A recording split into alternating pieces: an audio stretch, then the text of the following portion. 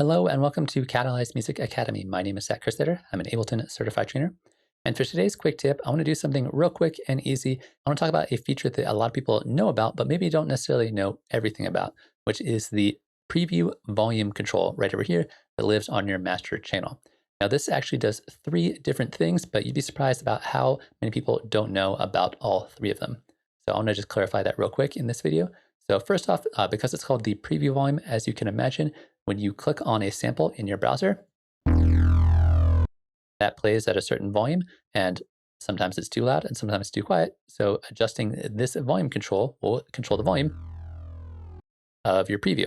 So whenever you click on a sample, this just controls the volume. That's fairly straightforward. However, a lot of people don't realize that this also controls the volume of your metronome. So if you turn your metronome on and I hit play, sometimes that can be a little bit too loud. So we can adjust the volume here to make that quieter or louder.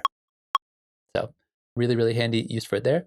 The third functionality of the preview volume allows you to control the volume of your cue output. So right over here, also on your master track, we have our master out and we have a cue out. So you can actually send two different outputs of live to different places. However, in order to do this, you need to have an audio interface that has multiple outputs. So if I check my preferences right here and I go to the output configuration, as long as I have multiple outputs, this should work. If you only have just a stereo output, this probably won't work. So you can turn on your extra outputs here, and then we have our master out going to one place and our cue out can go to another place. So an example of a situation where this would be useful is if you're on stage and you want to be able to hear your music as well as a metronome, but you want to also send just the music to the audience, right? So you could send your master out, that goes to the speakers, and then your cue out goes to your headphones so you can hear your music and hear like a backing track or a metronome.